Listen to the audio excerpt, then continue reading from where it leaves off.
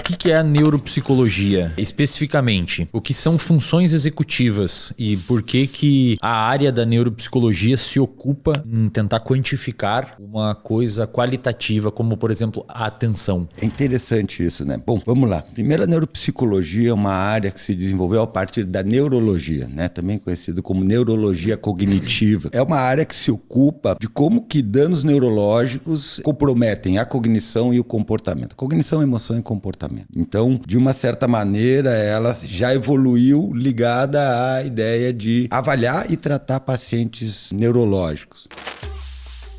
Dentro da avaliação neuropsicológica, a gente costuma dizer que a gente tem diversas habilidades cognitivas que a gente avalia. A gente vai avaliar funções intelectuais. O que são funções intelectuais? É o conjunto das habilidades cognitivas do indivíduo representada num único fator. A gente faz isso a partir de um procedimento estatístico que a gente chama de análise fatorial, que é um procedimento onde a gente faz múltiplas correlações e a partir dessas correlações a gente tira um valor e esse valor é representativo da capacidade cognitiva do indivíduo. Mas ele é sempre feito uma relação com a idade do sujeito e a população geral, no caso. Perfeito. Como é que você sabe que ele ultrapassou ou não o limiar? Isso. Quando a gente fala em avaliações, a gente vai falar em dados nomotéticos, que são dados referentes a aspectos gerais do comportamento em relação à população, e uma avaliação mais específica do indivíduo. Essa ideia de fazer duas avaliações, uma onde você compara o indivíduo com a população geral e outra onde você compara o indivíduo com ele mesmo, depende dessa avaliação das funções executivas globais ou funções intelectuais ou como o pessoal costuma chamar de QI, né, o quociente intelectual. E a ideia basicamente é que você pegue uma grande amostra da população, certo? De pessoas, digamos assim, que não tenham nenhuma condição neurológica e psiquiátrica e a partir delas você cria uma média, né? Uma média e um desvio padrão para essas habilidades e a partir disso você compare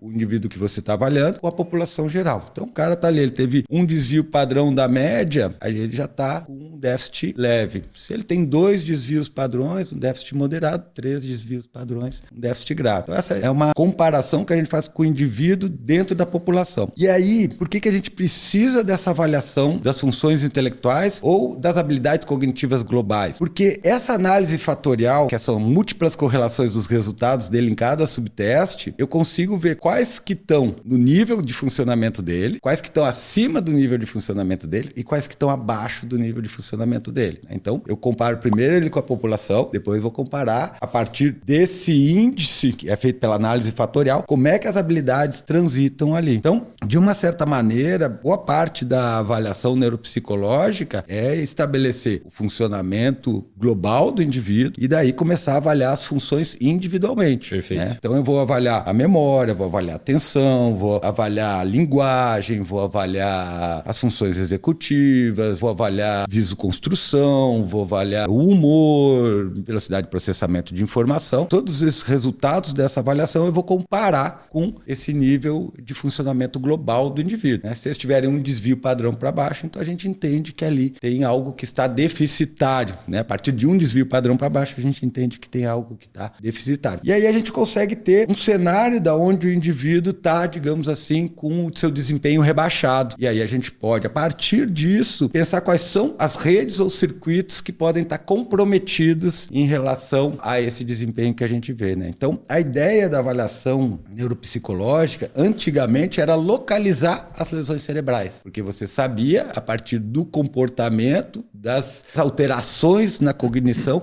que regiões ou que circuitos tinham sido impactados por uma lesão. Né? Então, isso era muito importante antes da gente ter o imaginamento. Né? Depois, o imaginamento substituiu isso, mas a gente continua fazendo avaliação para entender em que grau e como é que, de certa maneira, as lesões afetam os indivíduos. Como é que a gente vai usar estratégias de reabilitação ou habilitação, certo? Porque as lesões neurológicas, elas podem ser adquiridas ou inatas, certo? Então, a gente trabalha com uma ideia de lesões adquiridas, aquela que ocorreu por algum tipo de evento, né? Então, tumor, um AVC, um traumatismo crânioencefálico, enfim, um quadro infeccioso, várias condições, acidentes, isso, várias condições que podem afetar o funcionamento do sistema nervoso central. E aí a gente tem, digamos assim, as alterações inatas, né? Aquelas que influem no desenvolvimento do indivíduo. Essas mais ligadas a diagnósticos, por exemplo, de transtorno transtorno do espectro do autismo, mas também outros transtornos para avaliar as competências cognitivas e desenhar um programa de ação ou de educação para essas crianças.